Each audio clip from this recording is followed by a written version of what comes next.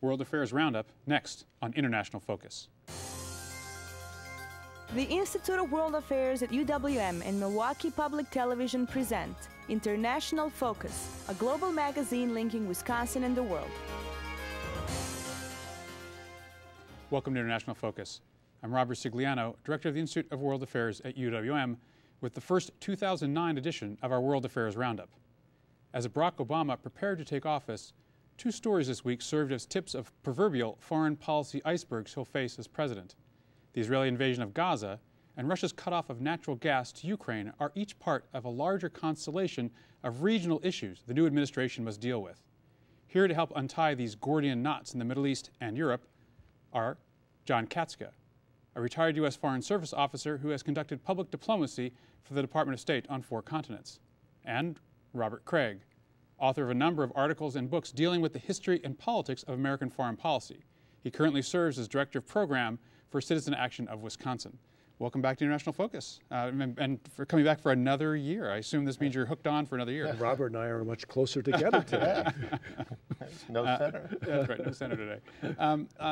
Well, let's look at the situation in Gaza, the conflict between Israel and Hamas. And Robert, I want to take this question in stages. Let's focus in first on those immediately involved, the Israelis and Hamas. And what is these couple weeks of conflict telling us about that relationship, how it's gotten here, and where it might go?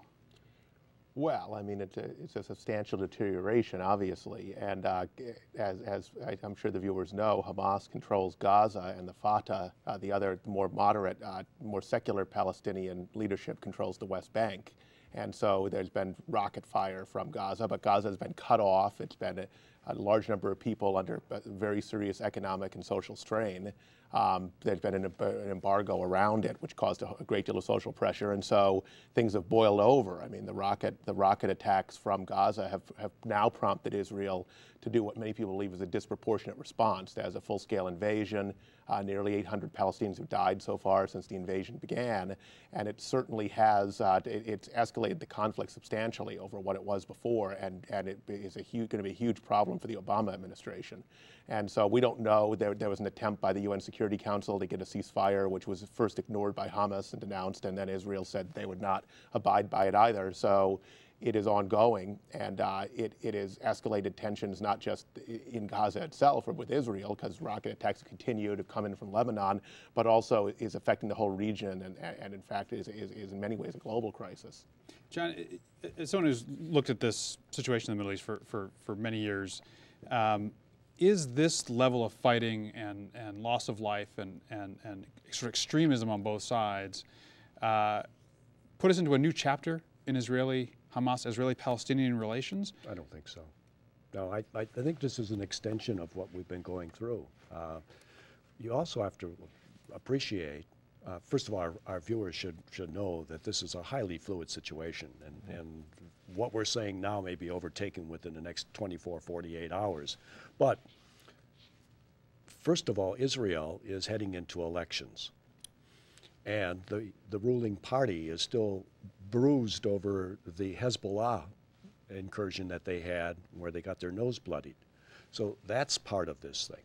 The other thing is that this goes into your larger question of where does this issue fit into the larger context of the Middle East.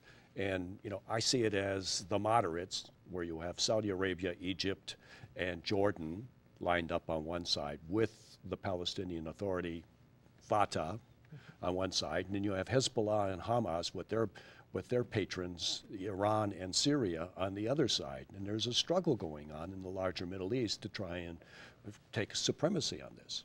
Well, let's dig into that some now. And okay. I mean that does represent historically somewhat of a shift to have Iran and Arab countries allied in support of at least a part of the Palestinian movement. There's been a lot of politics within the Arab world about, well, what should they say, what should they do about this? Are we really seeing here in part being played out this larger conflict that John is talking about between Syria, Iran, Hezbollah on one side, with Hamas as well, as an opposition to the more moderate states and Fatah? It's a very different alignment, and part of it is that the United States, with the invasion of Iraq and with the Bush foreign policy, has tilted even further towards Israel. So its leverage, if it has any, for peace is with Israel, but it doesn't, aside from the moderate Arab regimes, is even more seen as simply doing Israel's bidding by a lot of people. And so that has empowered Iran to step in. Iraq, of course, isn't a factor. And so it's built Iran's power immeasurably as a regional power, because they're able, with Hamas and also with Hezbollah and Lebanon, to have this influence over the and capitalize on the Palestinian-Israeli conflict. And it's been further militarized in all of this. So you have in Israel a military solution being pressed, but Hamas also seeing a military solution to the conflict, and so diplomacy takes a back seat when that's the case, and you have an Iran that has seen it in their interest in being a larger, they have a lot of aspirations of being a stronger, a serious regional power, to building that up by stoking the flames with Hamas. And so it becomes an even more difficult situation to resolve. It has to be resolved in terms of those broader players. And so it plays in also to our Iraq policy, even our policy in Pakistan, Afghanistan, because Iran plays into that. So there's a much broader kind of geopolitical issue that has to be taken into account here, and what the U.S.'s role is going to be vis-a-vis all these players could change a lot with this new administration. I think it needs to. Yeah, well, let's sort of talk about that, because as you bring Iran in, right, you as you were saying, Robert, you bring in, obviously, Iraq. Mm-hmm. Iran also plays a role in Afghanistan, right? So then we have Afghanistan, which also brings in Pakistan and India. So it's a pretty broad regional picture that we're looking at here. And John, I'm wondering if, from a policy standpoint, are we at some breaking points here? I mean, are we at the point where the Palestinians have suffered this, the Palestinian people have suffered this for a long time? If they felt powerless before, they feel, I don't know if you can feel anything more than powerless, but they do now. Will this represent for the Obama administration a breaking point in terms of their ability to tolerate instability in the Israeli-Palestinian relationship? Let me start up with disagreeing with one point of what Robert said. I don't think that the Bush administration broke ranks with any of the earlier administrations in terms of support for Israel. I think that this has been a given. It's more the rise of Iran that is and its ability to be able to project power in the region that fuels much of this. That even more appropriate then, does it represent now a breaking point, say, with its traditional policy vis-a-vis Israel or vis-a-vis the Palestinians? I think we probably had this program 4 or 5 years ago, and we said something similar to this. Is this the breaking point? Right. And I don't think it is the breaking point. I think the capacity to endure under those conditions that they have right now will continue into the future. What we're seeing is, even in the moderate states, that the public opinion is radicalizing in the Middle East, and this is an important point. Now, this brings us to the issue of the new Obama administration that comes in. He has projected a somewhat more moderate, more accommodating position regarding the Palestinian interests. This is a threat to both the radical Palestinians in terms of their ability to control. Obviously, then we're talking about Hamas and Hezbollah. But it's also a threat to Israel in terms of expecting a certain level of support from the United States. Robert, I'll give you an opportunity if you want to follow up on the U.S.-Israel, U.S.-Palestinian question. But before we come to our break, I want to ask the question about U.S.-Iran relations. Is this a breaking point in U.S.-Iran relations when you see Iran playing such a role as they really never have before in Israel-Palestinian relationship, Israel-Lebanese relationship, Israel-Syria relationship, as well as the U.S. relationships with Iraq and Afghanistan and even Pakistan? Does this mean we have to change our approach to Iran? Well, I think so. I think if we want to project forward, we need to have a rapprochement with Iran of some kind to possibly begin to make progress on the Palestinian-Israeli crisis right now. That's the implication of this. And trying to isolate Iran, calling it part of an axis of evil, and making it part of the war on terror, that's all part of this. And their nuclear aspirations are tied to their aspirations for greater recognition as a regional power. And so I think there needs to be a way to change the incentives and to reach out to Iran in some way, make them part of the Afghanistan-Pakistani solution, and this, rather than continue along this way. Because what's happening is, I think John referenced this, the people who are pro-military force, the radicals on both sides, are enabled by each other. By Hamas lobbing in missiles, that empowers those in Israel who say we just need to go in there and be strong and use military force. It also, quite frankly, empowers people in the United States who might feel that way as well, and affects American policy a great deal as well. And of course, so they need each other in some way. And so, yes, John's absolutely right. There's taking a less militaristic approach where military solutions are always the solution, and finding a way to talk to people that we haven't talked to. Obama got attacked during the campaign for saying we should talk to people who are quote unquote our enemies, right? That is a threat to radicals on all sides. But right now, the situation's been militarized. Arab opinion is inflamed so that moderate Arab regimes are under great pressure from the streets on this issue. Israeli opinion is inflamed, and because of the situation, because of the missiles, and it does not help Israel's longtime security, in my opinion, to have the UN High Commissioner at the end of this week suggesting there might be war crimes in the invasion of Gaza. But that's where we are. That doesn't help Israel. But obviously, Hamas has given all sorts of cover to Israel for doing this invasion, certainly within Israeli public opinion, as many people think this was for domestic political consumption and for the upcoming elections, as John also referenced. All the Israeli parties have gained in terms of public opinion in Israel after the incursion. The other problem is as we look at Iran, this is very convenient for them as well. They're having a lot of internal problems, and to poke at foreign enemies is a wonderful way of dealing with your domestic issues. Certainly, if Iran is positioning itself as the major bulwark against Israel, right? This provides support. Then, explain a little bit, though, John. You referenced the dynamic where we have Israeli parties, whether Netanyahu or Livni or other parties who are players in the upcoming elections, as all gaining in Israeli public opinion. So, what's behind that? First of all, there's the concern about the rockets. There's the security issue, and therefore they're doing something about it, at least in the short term. But the problem is you can't defeat a guerrilla movement that has the support of the indigenous people. So, and dealing with are they going to take Gaza City and wipe out all of those connecting points into Egypt where all these rockets are flowing through and there's tunnels? Well, they haven't been able to do that yet. And which side is willing to deal with the level of casualties that are going to flow from that? We've got just a minute or so before the break, and I want to ask a question about President-elect Obama specifically, which is, so Robert, is he being gracious and having one president at a time and not speaking out about this, or is he thanking his lucky stars that he doesn't have to speak out about this as president? I mean, I think both. And it would be, and we were talking before the show, John was mentioning that it would be problematic in the international realm to have more than one president speaking. And so, but obviously it's an advantage to him not, and I think there's indication that Israel decided this on this timing so they could get this out of the way prior to the beginning of the Obama administration. Well, yes. I mean, the waning days of the Bush administration are a comfortable time to press and not worry about the consequences.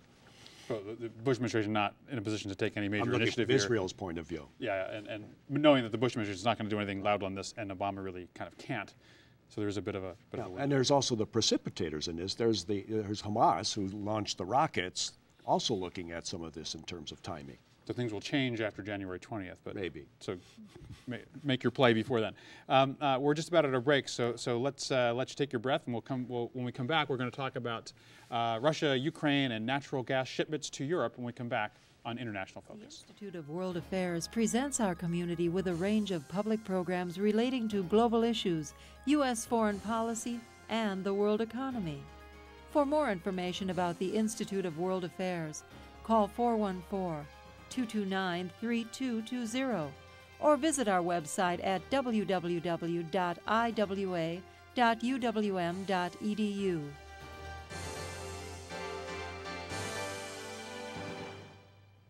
Welcome back to International Focus and our first 2009 edition of our World Affairs Roundup. Well, I want to dig into Russia, Ukraine, natural gas, Europe, and again, all the regional issues implied therein. John, I want to start with you, again, focusing in just on that immediate relationship, Russia, Ukraine. Can you give us a little background as to how we got here and what this dispute means now? Well, I guess we go back to 1990 and the breakup of the Soviet Union, and the Ukraine being the principal fleer from the old empire. The issue with the Ukraine is very close to the Russians' heart because the Ukraine has been part of Russia for a long, long time, hundreds of years. And the Ukraine is actually the crucible from which the Russian Empire came. The Rus were started off in the Kiev area and then spread northward.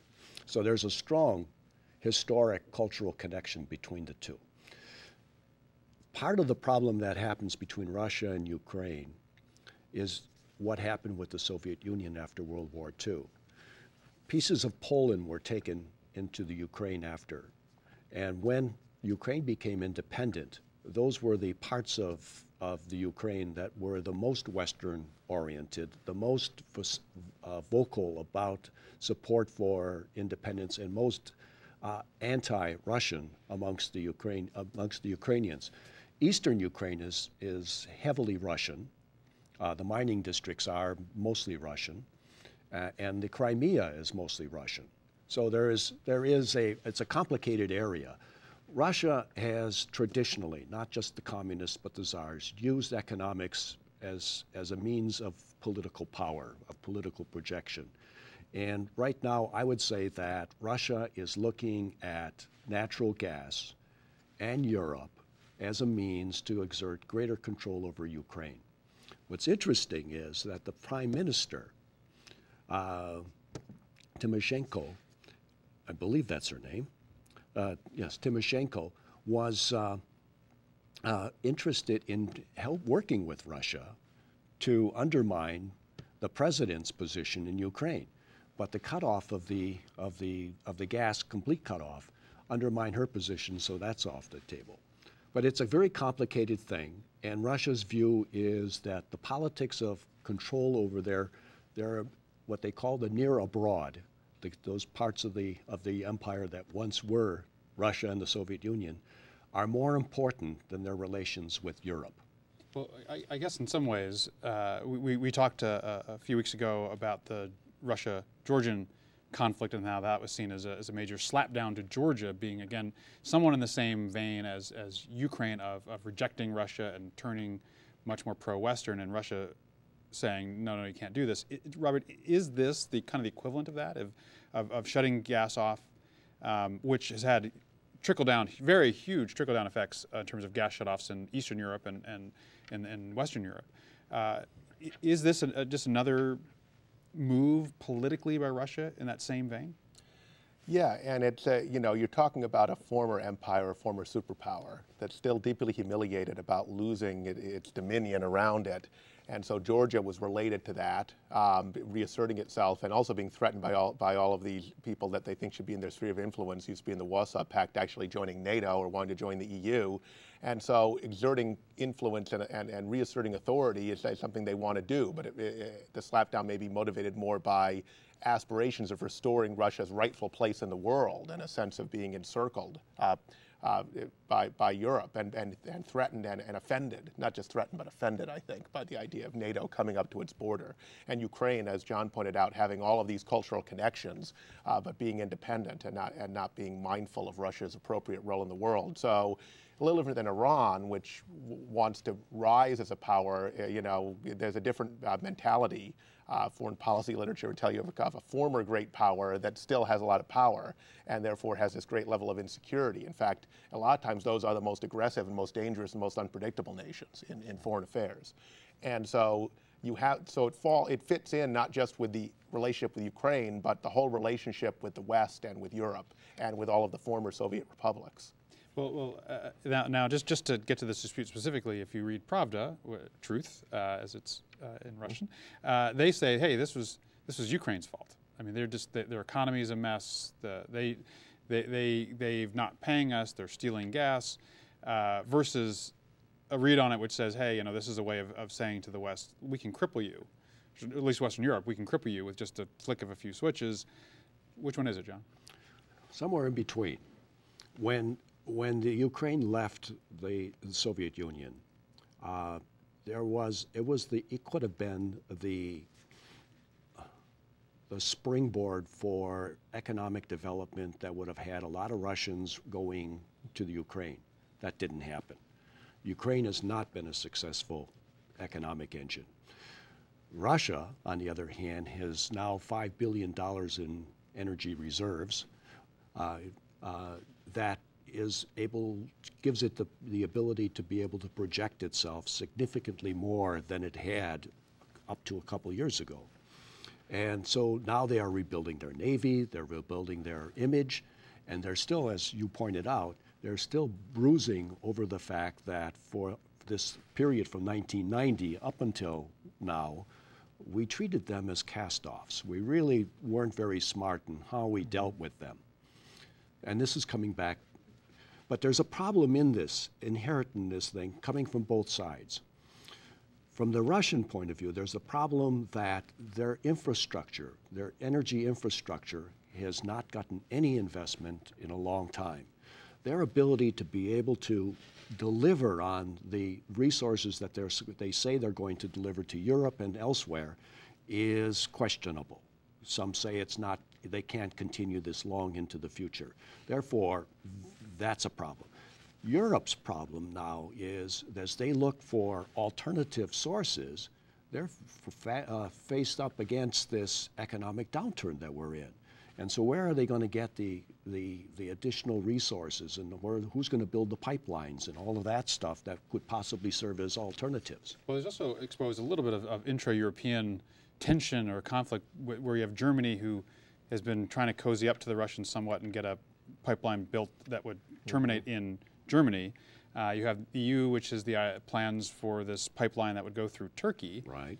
Which would make Turkey a much more key strategic player in this. So Robert, if we play this out now that the gas dispute, should be back on, as we move forward from that immediate controversy, what's the longer term sort of power, political, economic fallout of this when you look at the broader region? Well, I mean, and we know that Southern Europe was the most affected, and Western Europe was in a better condition, obviously, even though it's 20% of energy to deal with the situation. It had more reserves, et cetera. Obviously, wealthier countries as well. You have a couple things going on here. First of all, it's going to probably push Europe to look for more diverse energy supplies, and not in other words, Russia playing this twice, both in 2006 and now. You said that last year too. Yeah, and we should be doing that too in our economic downturn. And Obama's talking that way, and Western Europeans are certainly talking that way. But you're right; it's easier said than done. But it's in the global interest. So there's that. There's a question of whether or not all of Europe will continue to allow itself to be held hostage to Russia's sense of its own self in the world when it wants to assert itself. The other thing here is that there really is substantial interdependence here, and Russia actually needs European capital to actually fully exploit these resources. And so to some degree, Russia could, if Russia overplayed its hand enough, it would actually lose leverage because it wouldn't get those investments, and because over time Europe could find other energy sources. But in the short term, that's not going to happen. But you're thinking like an economist, and a Russian isn't thinking like an economist in this way. They're thinking in terms of the projection of power, and they're willing to sacrifice the economic development in the short term to reassert control over the near abroad. But if you think about it that way, if you overplay your hand, you lose that leverage point, and so eventually, even if the primary motivation is power as opposed to economics. And the other thing is, this all plays into the expansion of NATO, especially, and there's an opportunity for Obama and to work with Europe in thinking about how do we set this up so we're not encircling Russia and making them feel threatened, because making them feel threatened, is not helpful to any of this. And is it really that valuable to have Ukraine and NATO at the expense of exasperating these sort of conflicts and these sort of economic threats over time? And so there's a potential, a lot of Obama's foreign policy talk, in terms of the background papers, would suggest he would take a different approach to this and would be mindful of needing to get along with Russia. He's been very clear about that. Implementing that's a whole different ballgame, but that could change things for the better. Well, John, we've got just over a minute or so left. Does this, just like when we were talking about Israel and Gaza, represent one of those key pivot points where will Obama change fundamentally its relationship with Russia?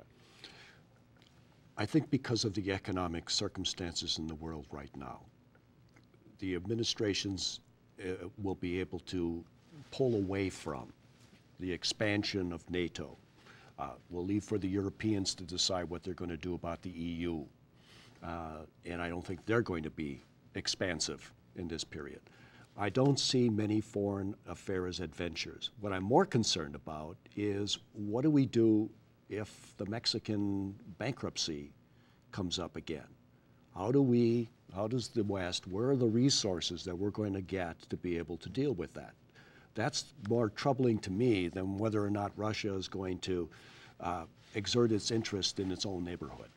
Well, Robert, just to wrap up here, what's your advice for Obama and Russia, in addition to easing off the kind of NATO expansion issue? I think that this is true in the Middle East as well. There's an opportunity with a sharp break in American leadership, perceived. It looks like it's a sharp break, right? To approach things in a very different manner and find areas of common ground. So this may be another one of those instances. Robert Kraig, John Katzka, thank you very much for our first 2009 World Affairs Roundup. To our viewers, we'll see you next week on International Focus. And Happy New Year to everyone.